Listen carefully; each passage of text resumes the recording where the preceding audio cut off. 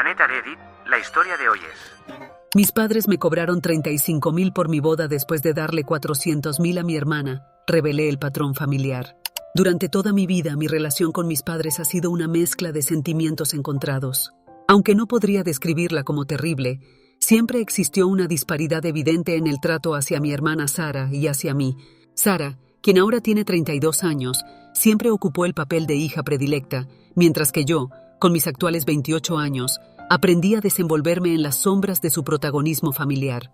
Durante nuestra infancia y adolescencia, las diferencias eran notables. Ella siempre recibía los dispositivos móviles más recientes, vestía ropa de primera mano y disfrutaba de una atención constante. En contraste, yo me adaptaba a usar su ropa heredada y desde los 16 años me vi en la necesidad de buscar empleo de medio tiempo para costear mis propios gastos. Sin embargo, mantuve una actitud resiliente, evitando quejarme excesivamente. Mi mentalidad era práctica. Comprendía que mis padres no tenían obligación más allá de cubrir las necesidades básicas. Y además, desarrollé un fuerte sentido de independencia que me enorgullecía. El momento que verdaderamente marcó una diferencia significativa ocurrió durante la boda de Sara, hace 3 años. Mis padres le obsequiaron a ella y su esposo una suma que me dejó sin palabras. $400,000 como regalo nupcial, cantidad que les permitió adquirir una residencia espléndida en una de las zonas más exclusivas de la ciudad. En ese momento, a pesar del dolor sutil que sentía en mi interior, logré mantener una genuina alegría por su fortuna. Mi vida personal avanzaba positivamente. Mi carrera como ingeniera de software prosperaba, había logrado acumular ahorros considerables y mantenía una relación sólida con Tom, quien posteriormente se convertiría en mi esposo. Mantenía la esperanza de que mi momento llegaría eventualmente, evitando obsesionarme con las evidentes diferencias en el trato de mis padres hacia nosotras. Después de todo, había aprendido a no crear expectativas. El año pasado, cuando Tom me propuso matrimonio, experimenté una felicidad indescriptible. Nuestra relación había madurado durante años y él representaba todo lo que había soñado en una pareja. Optamos por planear una celebración matrimonial modesta pero elegante, priorizando nuestro futuro financiero sobre la extravagancia de un solo día. Establecimos un presupuesto aproximado de $36,000, una cantidad que consideramos apropiada para realizar una ceremonia distinguida sin caer en excesos innecesarios. La sorpresa llegó cuando mis padres se acercaron con una propuesta inesperada. Ofrecieron cubrir todos los gastos de la boda. Esta oferta tocó una fibra sensible en mi interior, como si finalmente estuviera recibiendo un reconocimiento igualitario en la familia. Su entusiasmo parecía auténtico. Se involucraron activamente en la selección de locaciones y proveedores, mostrando un interés genuino en cada detalle. En ese momento, decidí no dar mayor importancia al aspecto monetario. Considerando su generosidad previa con Sara, interpreté este gesto como su manera de demostrarme afecto. Aunque nunca esperé una contribución equiparable a la que recibió mi hermana, su ofrecimiento me pareció un gesto significativo de amor parental. El día de nuestra boda transcurrió de manera perfecta, exactamente como lo habíamos imaginado. Celebramos una ceremonia íntima rodeados de nuestros seres más queridos, creando momentos inolvidables. Mis padres participaron activamente, pronunciaron emotivos discursos, compartieron bailes con nosotros y manifestaron una alegría que parecía sincera.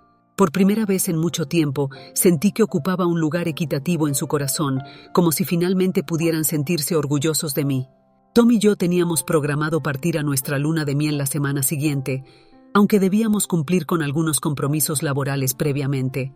Sin embargo, 2 días después de la ceremonia, recibí una comunicación electrónica de mi padre que cambiaría drásticamente mi perspectiva. En lugar de encontrar una nota afectuosa o algún presente adicional como había imaginado, me encontré con un documento PDF adjunto que detallaba minuciosamente cada gasto realizado en la boda. El mensaje que lo acompañaba era conciso y carente de calidez. Te agradeceríamos que realices el pago de estos gastos a la brevedad posible. Tu madre y yo esperamos una liquidación inmediata. Me quedé paralizada frente a la pantalla, intentando procesar lo que estaba viendo. La factura ascendía a $35,463,589, incluyendo hasta el más mínimo detalle de la celebración. La sensación era comparable a recibir un golpe físico en el estómago. Cuando Tom me encontró en ese estado y leyó el correo, Su indignación fue inmediata y profunda. El aspecto económico no era el problema central. Nuestra situación financiera nos permitía afrontar el gasto si era necesario, pero ese no era el punto medular del asunto. Mis padres se habían ofrecido voluntariamente a cubrir los gastos de la boda. Jamás solicité su ayuda económica para ningún aspecto de la celebración. Fueron ellos quienes se acercaron. Presentaron la oferta como un obsequio y aparentaron entusiasmo durante todo el proceso de planificación. Mientras más reflexionaba sobre la situación, más intenso se volvía mi enojo. Esta situación trascendía lo meramente económico. Representaba la culminación de años de trato diferencial respecto a Sara. En su boda recibió $400,000 como regalo incondicional, sin expectativa alguna de reembolso. En mi caso, estaban efectivamente cobrándome por mi propia celebración, tratándola como una transacción comercial. Esta acción simbolizaba la manifestación más clara del favoritismo acumulado durante años. Después de una noche de insomnio discutiendo la situación con Tom, tomé una decisión definitiva. Procedí a elaborar un cheque por el monto total, pero lo acompañé con una carta extensa. Opté por evitar una confrontación directa, consciente de que mis emociones podrían desbordarse en una conversación cara a cara. No deseaba que la situación escalara a una disputa verbal. En mi carta, expresé detalladamente mi profundo dolor. Les recordé mi independencia desde los 16 años, cómo había construido mi camino mientras observaba cómo colmaban a Sara de privilegios. Compartí cómo su ofrecimiento de pagar la boda me había hecho creer, erróneamente, que finalmente estaba recibiendo un trato equitativo al que siempre le habían brindado a mi hermana. En lugar de eso, me habían sorprendido con una cruel realidad. Fui completamente honesta en mi expresión. Les manifesté cómo durante años había mantenido silencio ante el trato diferencial entre Sara y yo. Sin embargo, señalé que este engaño superaba mis límites de tolerancia. Me habían ilusionado con un supuesto regalo, para luego tratarme como una deudora cualquiera, no como su hija. Establecí claramente que esta sería nuestra última interacción financiera. Declaré mi decisión de rechazar cualquier ofrecimiento futuro de ayuda, apoyo o regalos de su parte. Además, renuncié explícitamente a cualquier expectativa de herencia, sugiriéndoles que podían destinar todo a Sara, siguiendo el patrón establecido durante años. Envié el cheque junto con la carta y procedí a bloquear sus números telefónicos. Necesitaba establecer distancia. Tom respaldó completamente mi decisión y experimenté una sensación inicial de liberación después del envío. Sin embargo, su prolongado silencio en los días siguientes solo intensificó mi frustración. Posteriormente comenzó una avalancha de comunicaciones por parte de familiares externos. Tías y tíos distantes, junto con amigos de la familia, iniciaron una campaña de llamadas y mensajes, acusándome de ingratitud y exageración. Argumentaban que mis padres habían hecho muchísimo por mí y que estaba magnificando la situación. Sara también intervino, contactándome furiosa para recriminarme por destruir a la familia. Según ella, debería haber pagado la factura silenciosamente. Su reacción era predecible, considerando su histórica alineación con nuestros padres. He optado por mantener silencio ante todos estos contactos. Me encuentro en una encrucijada emocional. Por una parte, siento que mis acciones están justificadas. Después de una vida siendo considerada segunda en importancia, este incidente representó el límite de mi tolerancia y sentí la necesidad de defender mi dignidad. Sin embargo, persisten las dudas sobre mi reacción. ¿Estoy siendo hipersensible? ¿Era irracional esperar que mi boda recibiera el mismo trato que la de Sara? ¿Debería haber aceptado la situación pasivamente, pagado sin cuestionamientos y continuado como si nada hubiera ocurrido? La familia de Tom ha demostrado un apoyo inquebrantable durante esta crisis. Sus padres expresaron horror al conocer las acciones de mis padres y han mantenido un contacto constante de apoyo. No obstante, el incesante flujo de mensajes provenientes de mi familia está comenzando a afectar mi estabilidad emocional.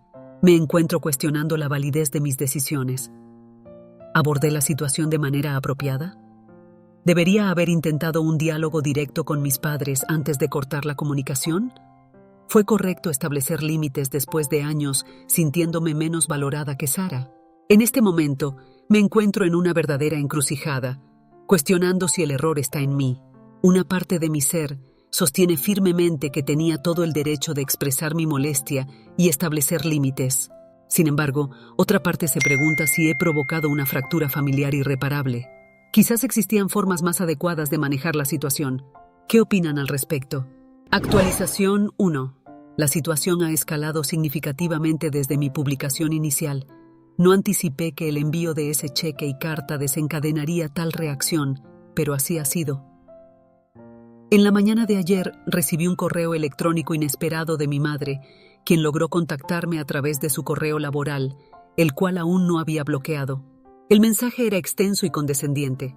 En él, explicaba que la factura enviada no debía interpretarse literalmente. Según su explicación, jamás tuvieron la intención real de cobrar el cheque.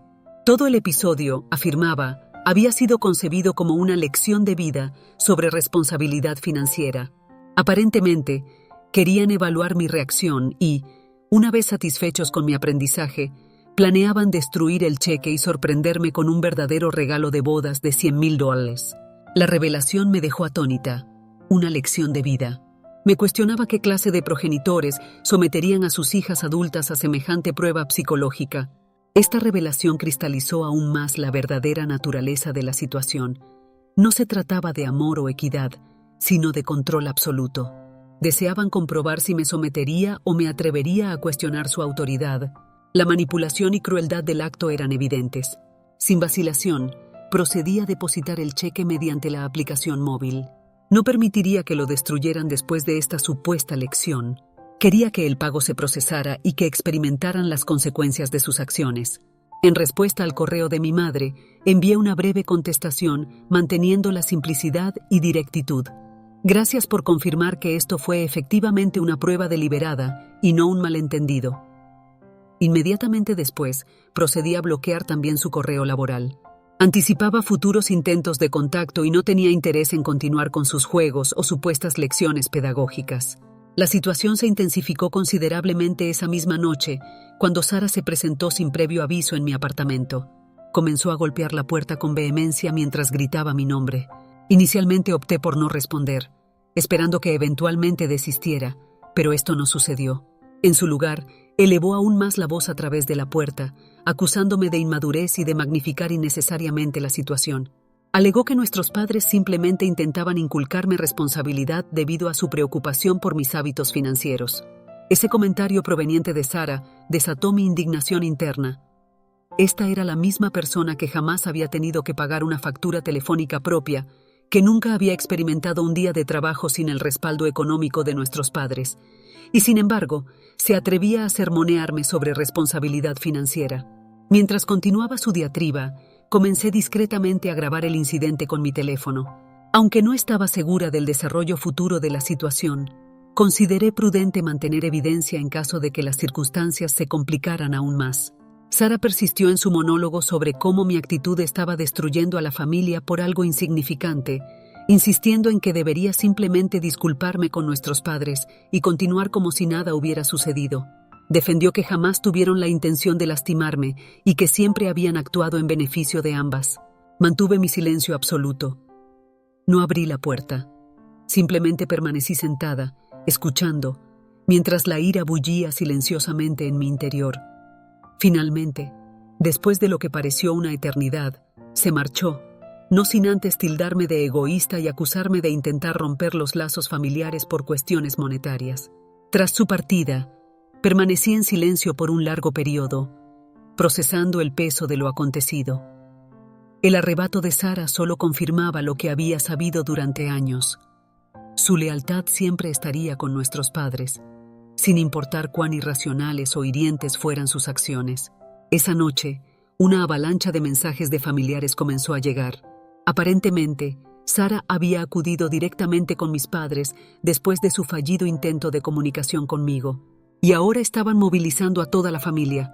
Mi teléfono se saturó de mensajes de tías, tíos e incluso amigos cercanos a la familia. La mayoría de los mensajes seguían un patrón similar: acusaciones de ingratitud, reproches por generar drama innecesario y exhortaciones a disculparme con mis padres por mi comportamiento. Un mensaje en particular captó mi atención. Provenía de una tía con quien no había mantenido contacto en años. Me recordaba lo afortunada que era por tener padres lo suficientemente preocupados como para impartirme estas lecciones. Sugería que debería estar agradecida por su disposición a invertir tanto en mi boda. Concluía su mensaje enfatizando mi supuesta fortuna por tener padres que deseaban involucrarse en mi vida.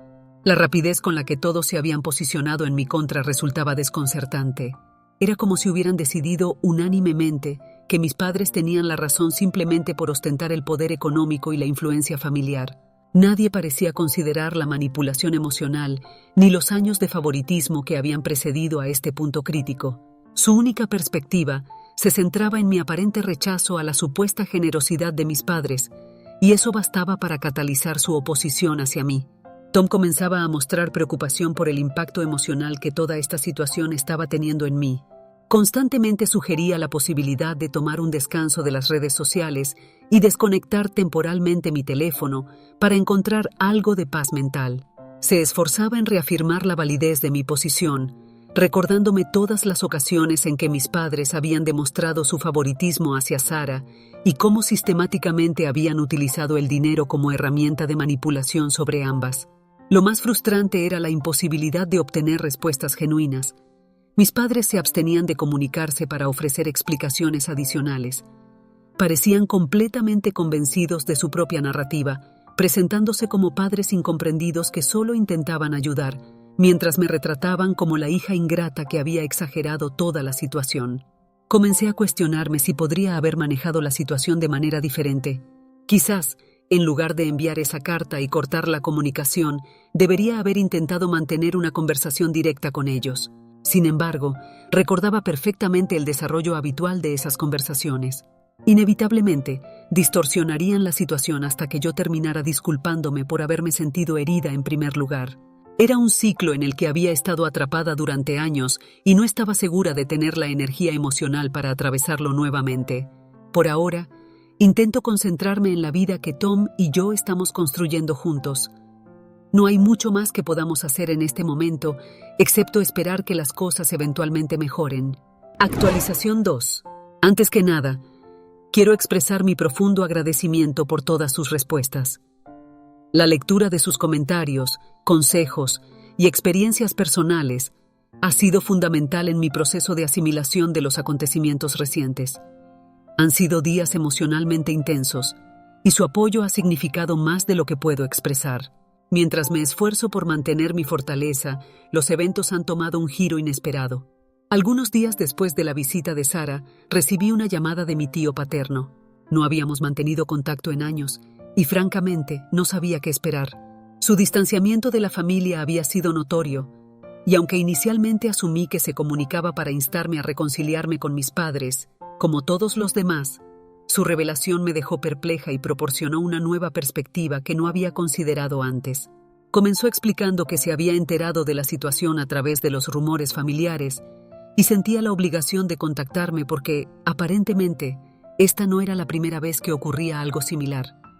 20 años atrás, una situación análoga había surgido entre él y mis abuelos paternos.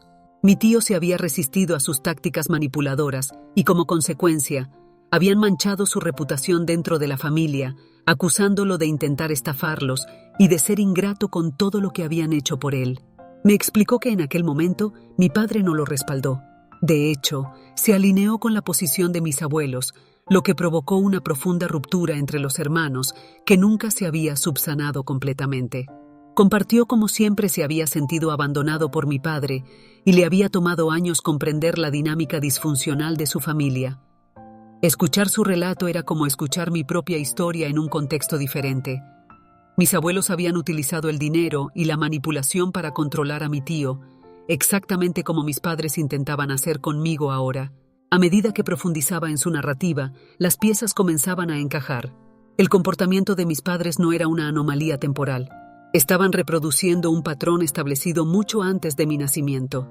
Habían heredado esta conducta de sus propios padres, y mi padre, habiendo sido cómplice en el ostracismo de su hermano años atrás, ahora perpetuaba el mismo rol.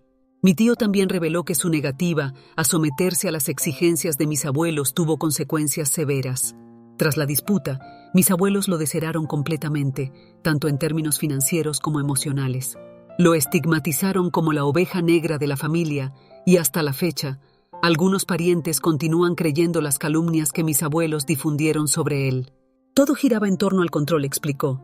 y cuando perdieron su capacidad de controlarlo, lo eliminaron de sus vidas. La historia de mi tío me produjo escalofríos. Era un reflejo exacto de mi situación actual. Mis padres estaban indignados porque me había negado a participar en su juego y en lugar de intentar comprender mi perspectiva, habían movilizado a toda la familia en mi contra. Comencé a comprender la profundidad de este ciclo tóxico y cuán arraigados estaban mis padres en la creencia de que podían controlar a sus hijos mediante la manipulación. Después de mi conversación con mi tío, no podía dejar de reflexionar sobre sus palabras. Me cuestionaba si en el fondo el comportamiento de mi padre estaba impulsado por la culpa. Tal vez era consciente de haber abandonado a su hermano años atrás y ahora intentaba justificar sus acciones replicando las mismas tácticas. La relación que mis padres habían construido con Sara y conmigo se fundamentaba enteramente en la premisa de que les debíamos algo, y cualquier desviación de ese guión se interpretaba como una traición. Sin embargo, cuanto más lo analizaba, más evidente resultaba que esto no se trataba de mí en absoluto. Se trataba de ellos, sus conflictos no resueltos y las dinámicas disfuncionales que habían heredado de sus propios padres. En los días subsiguientes, continuaron llegando más mensajes de familiares. Era evidente que Sara había estado trabajando intensamente para predisponer a la gente en mi contra. Una de mis primas, con quien siempre había mantenido una relación cercana, me envió un extenso mensaje acusándome de egoísmo e irrespeto por no apreciar todo lo que mis padres habían hecho por mí. Sugería que aún no era tarde para rectificar, pero necesitaba humillarme y disculparme antes de que fuera demasiado tarde. Su mensaje reproducía la misma retórica que todos los demás habían estado utilizando, y su lectura resultaba emocionalmente agotadora. Tomé conciencia de que me había criado en un entorno donde el amor era condicional. Todo venía acompañado de condiciones, ya fuera ayuda financiera, apoyo emocional, o incluso algo tan fundamental como la celebración de un evento vital como una boda. Y ahora que me había negado a seguir sus reglas, estaban ejerciendo el mismo patrón de aislamiento y exclusión que habían aplicado con mi tío. Tom ha sido mi apoyo incondicional durante todo este proceso. Después de la llamada de mi tío, mantuvimos una extensa conversación sobre nuestro futuro. Me aseguró que sin importar lo que sucediera, atravesaríamos esto juntos.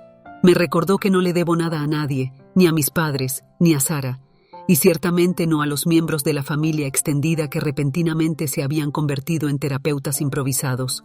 Su apoyo ha sido inquebrantable y por ello estoy inmensamente agradecida.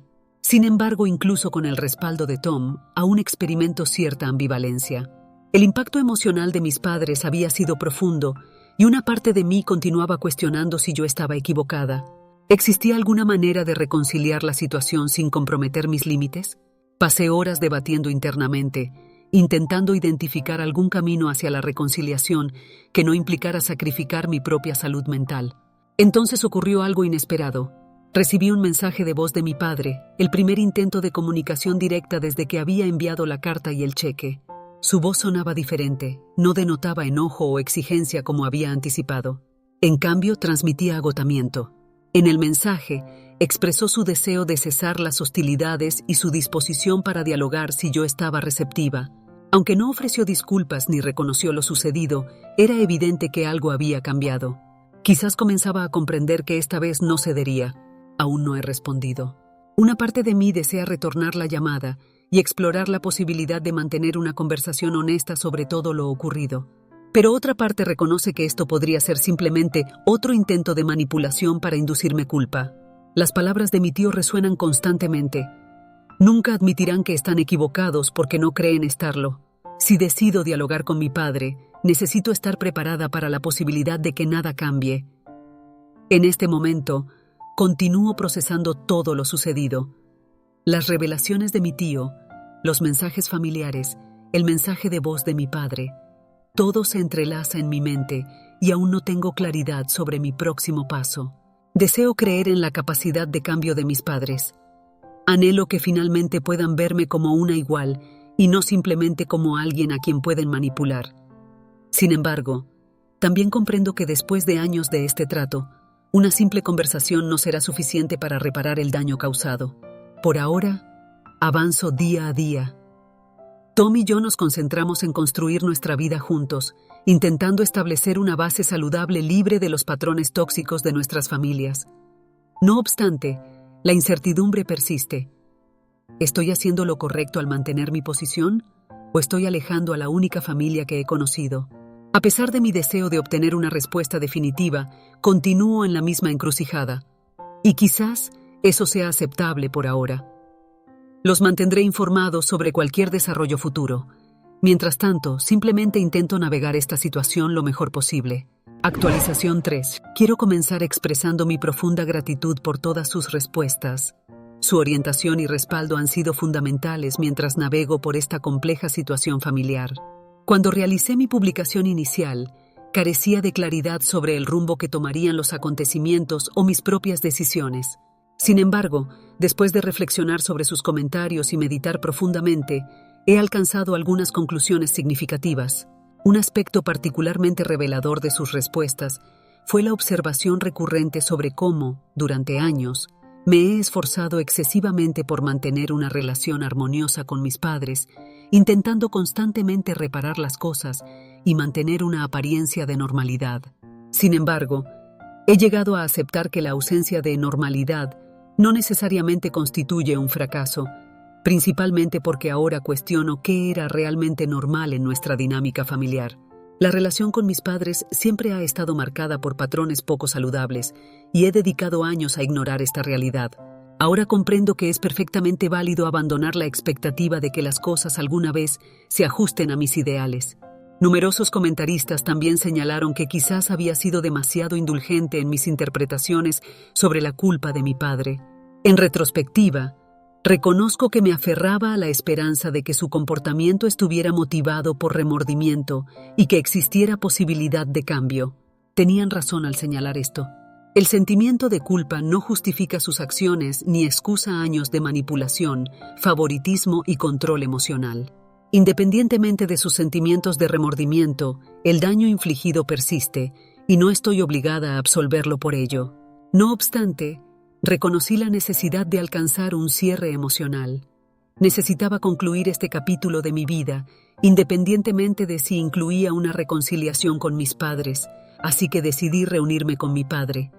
Esta decisión respondía a mi propia necesidad de clausura, no a sus expectativas. Durante nuestro encuentro, percibí inmediatamente que no se presentaba con la misma autoridad intimidante que recordaba de mi infancia. Mostraba signos evidentes de desgaste emocional, casi derrotado, y por primera vez en mi vida parecía genuinamente arrepentido. Aunque no articuló una disculpa explícita, expresó remordimiento por los acontecimientos relacionados con la boda y por el comportamiento tanto de mi madre como de Sara.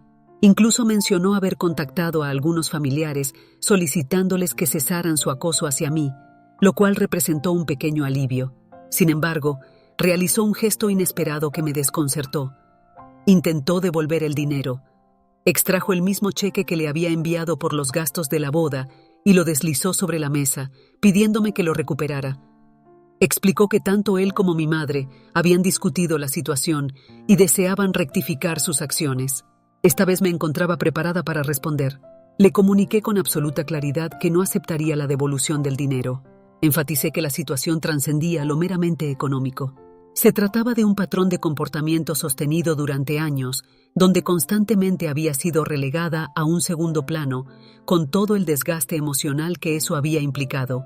Le expliqué que recuperar el dinero no repararía ese daño y que el aspecto financiero ya no era el centro de la cuestión. Pude percibir su frustración ante mi rechazo.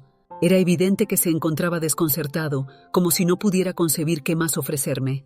Aparentemente, en su perspectiva, la devolución del dinero constituía una forma de disculpa, pero no abordaba los problemas más profundos que habían erosionado nuestra relación durante años. No lograba comprender que el daño causado no podía subsanarse con una transacción monetaria. Tras mi negativa, permaneció en silencio durante varios minutos antes de expresar que no deseaba perderme como hija. Reconoció que la situación se había descontrolado y manifestó su deseo de evitar una ruptura familiar definitiva. Aunque percibía un esfuerzo de sinceridad en sus palabras, comprendí que mi búsqueda no se alineaba con su concepto de reconciliación. No me interesaba retornar al status quo anterior, ni pretender que todo podía resolverse mágicamente. Lo que necesitaba era distancia, un verdadero respiro de la dinámica tóxica que había caracterizado nuestra relación durante tanto tiempo. Así que le comuniqué mi necesidad de distanciarme temporalmente de la familia y que este encuentro, aunque significativo, no alteraba sustancialmente la situación. Le expliqué que no me encontraba en disposición de simplemente perdonar y olvidar, y que requería tiempo para sanar según mis propios términos. Sorprendentemente, no objetó mi decisión. Simplemente asintió y expresó su comprensión. No intentó persuadirme para reconsiderar mi posición, ni sugirió que estaba exagerando, como solía hacer en el pasado. En cierto modo, esta aceptación silenciosa constituyó una disculpa más sincera que cualquier palabra que pudiera haber pronunciado.